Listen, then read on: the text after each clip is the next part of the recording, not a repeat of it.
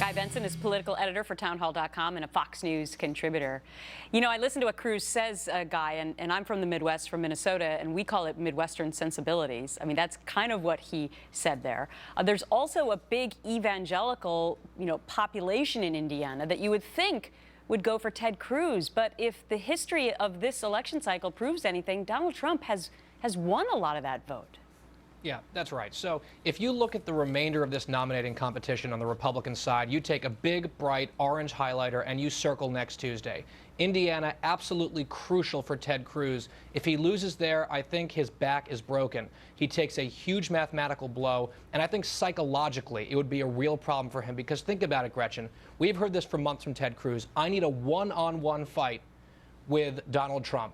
He's finally getting what he's coveted, and he's got that deal with John Kasich, so Kasich isn't really playing very much in that state at all. If he gets the situation that he's been craving, and in a state that is at least on paper somewhat favorable to him, and loses, I think Donald Trump has daylight towards the end zone.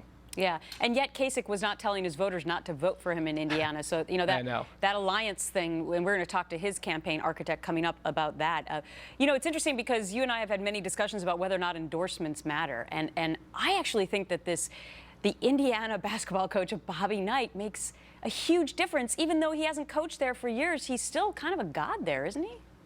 He's very popular in Big Ten country, in Indiana specifically. He brought that state those NCAA championships. He and Trump are sort of peas in a pod. They aren't afraid to tell it, quote unquote, like it is. They've got a bit of a temper. Bobby Knight famous for throwing chairs and getting fired for choking a player, or allegedly choking a player, chalking, as Donald Trump might say.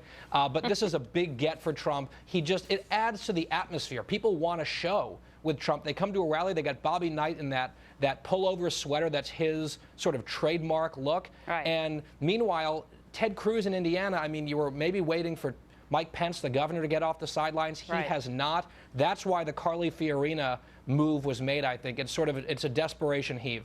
Okay, let's talk about this now, because former House Speaker John Boehner not holding back at all, saying Senator Ted Cruz is, quote, Lucifer in the flesh.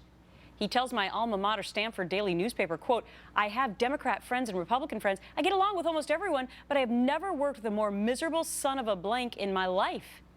Well, Cruz giving this hit response after that. John Boehner, in his remarks, described Donald Trump as his texting and golfing buddy.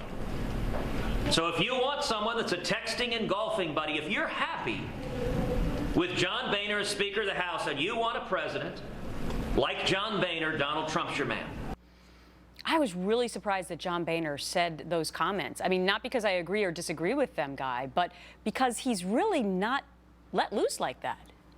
Lucifer in the flesh. And this is right on the heels of, remember, Peter King from New York, another moderate Republican, saying that he would poison himself with cyanide if Ted Cruz got the nomination. I mean, this is like hyperbole on steroids from these guys. This is on the record, too. Imagine what John Boehner might say when the recording device is clicked off. If he's saying Lucifer in the flesh to a reporter on the record, I mean, it's sort of astonishing. What's not astonishing, though, is that there are a lot of Republicans in this town who loathe Ted Cruz. That has been a fact for years. They've had a lot of fights over mostly tactics, frankly, and you can go back and forth on those.